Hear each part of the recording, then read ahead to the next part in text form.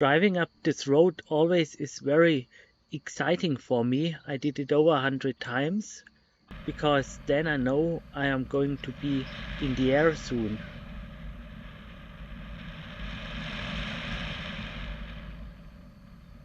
Here I go the last meters, and then in front of me I see the mountain I am aiming at.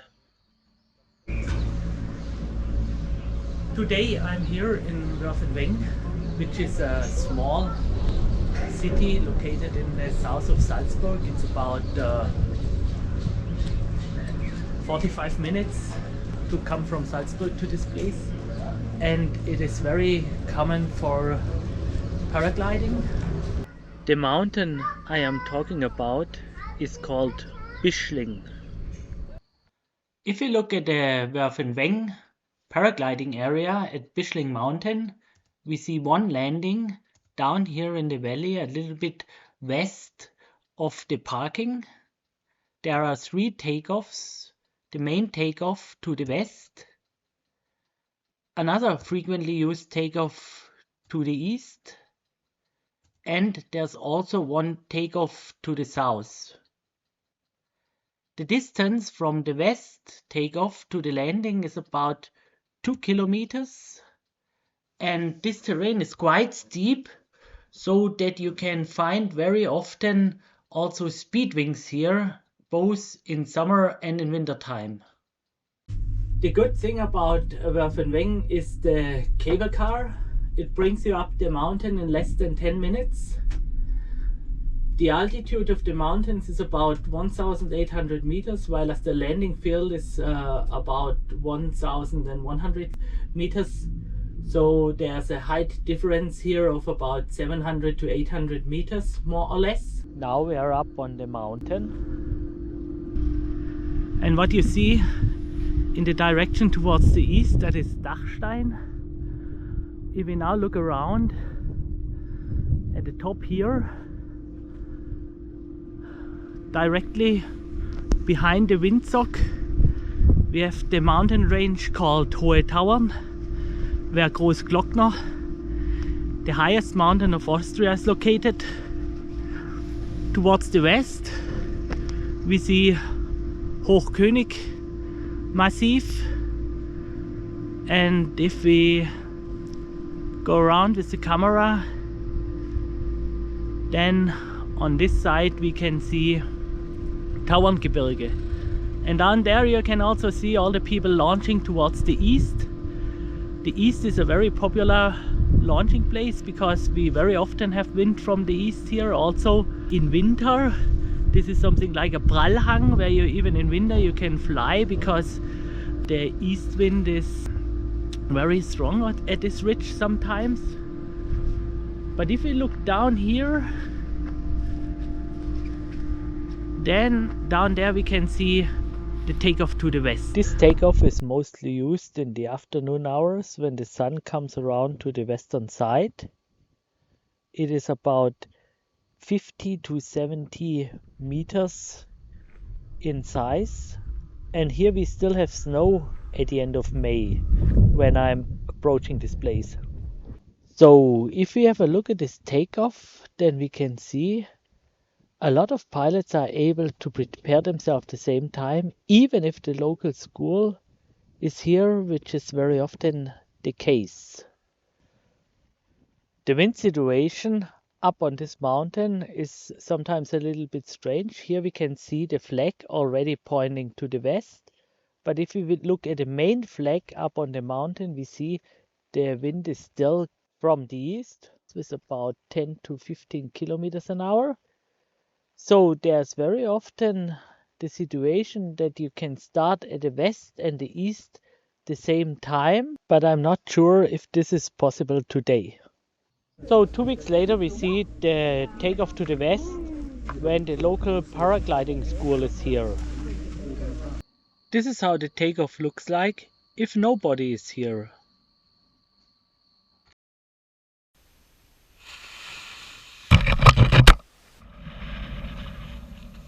And out we go on the west takeoff of the Bischling paragliding area in Werfenweng.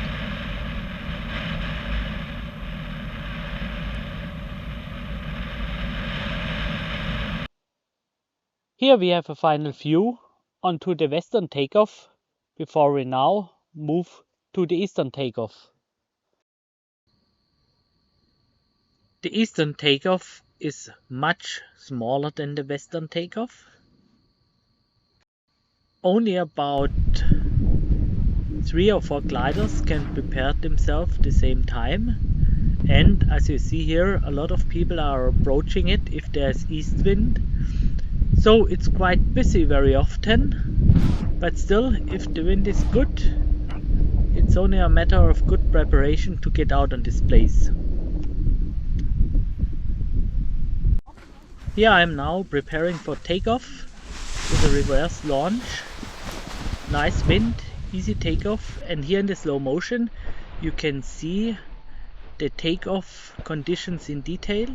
The terrain is very flat at the beginning, but getting closer to the ridge it gets steeper and up you are in the air immediately. After launching I turned to the right and now I'm cruising along this ridge I was talking about already, where when you have east wind, soaring is possible both in summer and in winter time. Turning to the right after the takeoff means that you have to ensure that you are high enough to cross the skiing slope you see in front of us.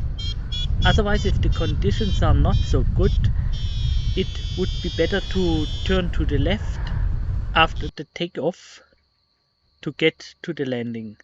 So here we see the eastern takeoff again from the air perspective. And finally here we have an even closer look at this eastern takeoff. Now let's quickly get to the southern takeoff. Here we see the eastern ridge and the southern takeoff to the left of the ridge.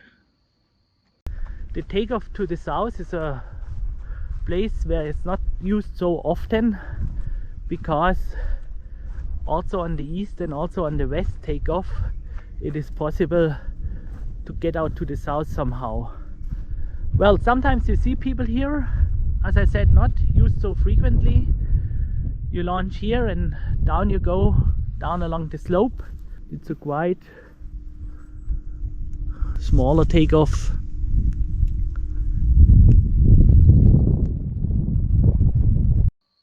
Where you can watch the people launched at the eastern takeoff passing by. A final look at the southern takeoff from the air.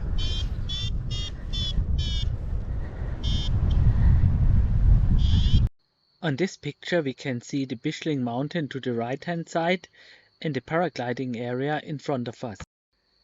If we look at the area, down on the left we find the landing. In front of us we see another ridge to the east, which is also good for soaring, but not as good as the eastern ridge of the Bischling itself. Crossing the next valley, far in the back you will find a third ridge, where normally you find reliable thermal conditions. Now let's have a look at the landing. Here we see the landing on the right hand side. In normal conditions, if the wind comes from Werfenweng towards Bischling Mountains, to do the landing you circle down here to the right, then go up this field and leg around here and do the landing here near the windsock.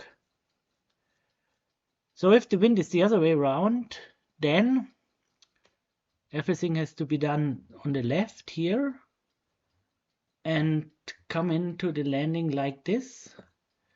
But if the wind is too strong, or if the wind is not so really predictable as in this flight I am doing at the moment here, it's also possible to aid down here and get into the landing next to the windsock.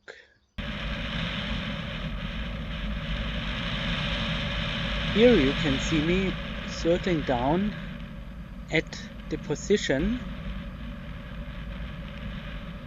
I am now approaching the downwind leg. The landing is to the right. We cannot see it at the moment. So here we now see that I'm turning to the right to do the downwind leg.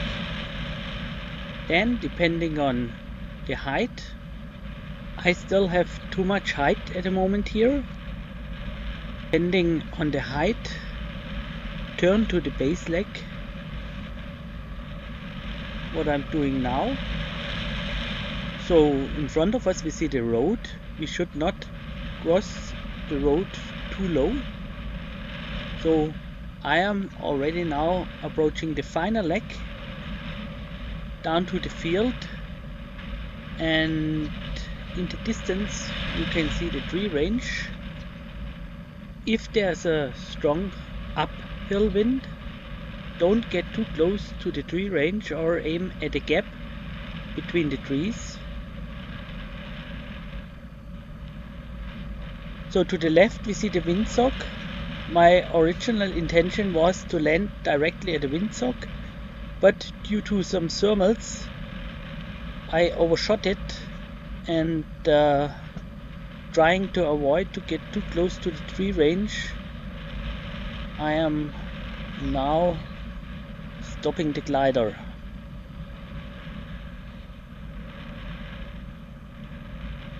So this is the landing of Werfenweng, a big field. Also today the conditions are not so good.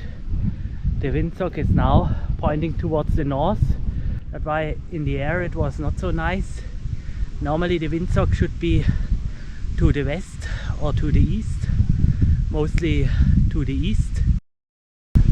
This situation is not very often, but we had a lot of wind today already. In the morning we had up to 40 kilometers per hour, and it went down a little bit, but still there were some turbulences in the air, and overall it was not so nice. But I had in the past already very good flight days at this paragliding area.